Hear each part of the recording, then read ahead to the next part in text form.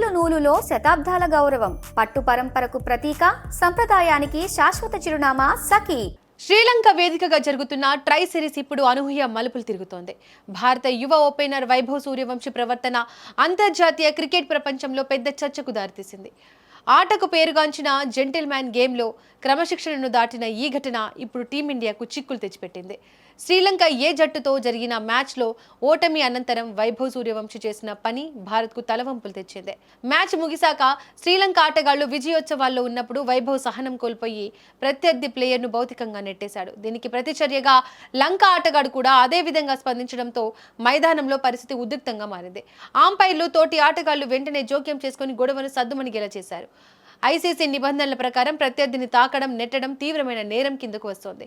దీనివల్ల వైభవ్పై కఠినమైన నిషేధం వేటుపడే అవకాశం కనిపిస్తోంది. ఈ గొడవను ఆసరాగా చేసుకున్న శ్రీలంక క్రికెట్ జట్టు మాజీ manager Bryan Thomas social media వేదికగా హద్దులు దాటాడు.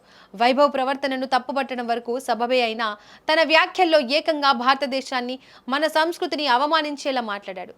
వైభవ్ను కౌబాయ్ అని సంబోధిస్తూ అహంకారి అంటూ తీవ్ర పదజాలంతో దూషించాడు.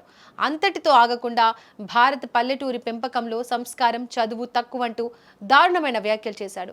ఆడడం నచ్చకపోతే భారతీయ యజమానులకు ఫోన్ చేసి వెళ్లిపోవాలంటూ అసభ్యంగా మాట్లాడాడు. ఒక యువ ఆటగాడి తప్పును వ్యక్తిగతంగా ఎత్తి చూపడం కాకుండా దేశ ప్రతిష్టను కించపరిచేలా మాట్లాడడంపై నెటిజన్లు తీవ్రస్థాయిలో ధ్వజమెత్తుతున్నారు. ఒక దేశపు సంస్కృతిని విమర్శించడం సరికాదని క్రీడాభిమానులు సోషల్ మీడియాలో మండిపడుతున్నారు. వైభవ్ సూర్యవంశీ ప్రవర్తన ఒకవైపు వివాదాలకు దారితీస్తుండగా మరోవైపు అతడి బ్యాటింగ్ ఫామ్ కూడా టీమిండియాకు ఆందోళన కలిగిస్తోంది. కేవలం 15 ఏళ్ల వయసులోనే అంతర్జాతీయ స్థాయిలో రాణిస్తున్న ఈ లెఫ్ట్ హ్యాండ్ బ్యాటర్ ఈ సిరీస్లో ఆశించిన స్థాయిలో ప్రభావం చూపలేకపోయాడు.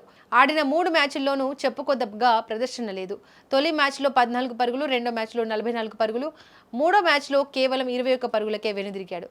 మంచి ఆరంభాలను అందిపుచ్చుకోవడంలో విఫలమవ్వడం జట్టుకు నష్టం కలిగిస్తోంది. మైదానంలో క్రమశిక్షణ, బ్యాటింగ్లో ఫామ్ లేకపోవడం వైభవ్ కెరీర్కు ఇప్పుడు పెద్ద సవాల్గా మారింది. ఒకవైపు దేశ ప్రతిష్టను కాపాడుకోవాల్సిన బాధ్యత, మరోవైపు ఫామ్ను అందుకోవాల్సిన ఒత్తిడి వైభవ్ మీద ఉన్నాయి. వివాదాలు కాకుండా ఆటపై దృష్టి సారిస్తేనే భవిష్యత్తులో నిలదొక్కుకోగలడు. ప్రస్తుతం ఈ ఘటనపై ఐసీసీ ఎలాంటి నిర్ణయం తీసుకుంటుందో వేచి చూడాలి. క్రికెట్ మైదానంలో ఇలాంటి ప్రవర్తన ఆటకు మచ్చ తెస్తుందన్న అభిప్రాయాలు వ్యక్తమవుతున్నాయి.